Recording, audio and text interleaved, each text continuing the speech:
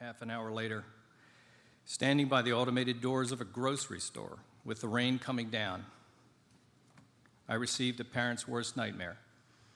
We regret to inform you, your daughter, Kristen, is dead.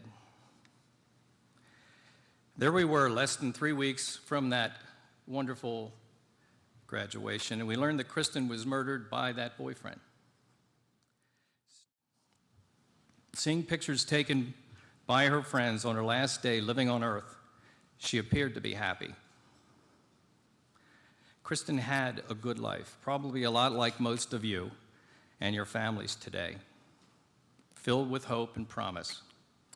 And then, just like that, it's over. June 2nd, this is the evening before, 11:33 p.m. That was about 3 hours before she was killed. She wrote, "When I want to spend time with my friends, he can't seem to handle it. He was acting mad that I'd spent the whole day with my friends and that I was planning on seeing a movie with them tonight. He was acting really jealous and kept calling me all day and was really annoying. It's just really hard to deal with someone who seems to be getting more and more controlling and not giving me space to be me. I know this is a really drastic change from my other emails, but I guess I was trying to stay positive and recognize the good things in him, and there are many.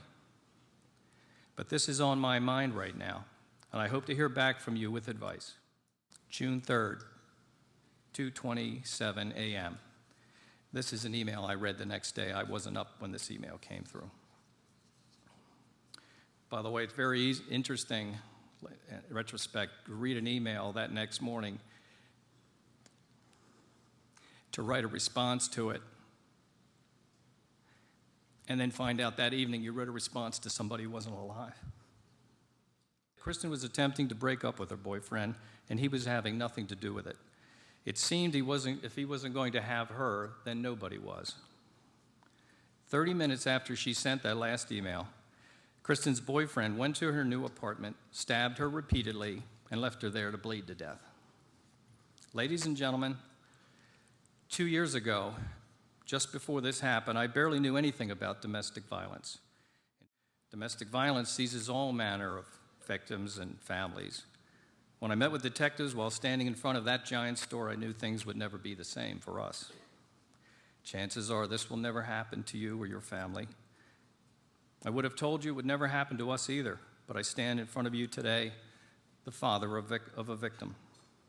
I envy those of you who have heard stories like ours, but never will have to face this sort of thing yourself. To us now, it's a responsibility to face this sort of thing.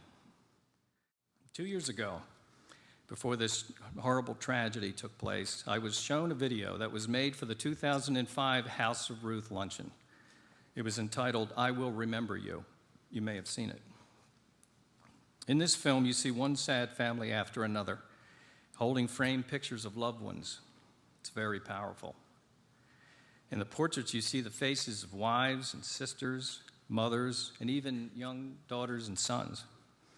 It's revealed that each of these people in the framed pictures were murdered in domestic violence cases. I saw this film back in 2005, shortly before Kristen's tragedy. But did I really feel it? Not really. When I saw that film the next time, I knew what it was like to be holding that portrait. And today, we're the film.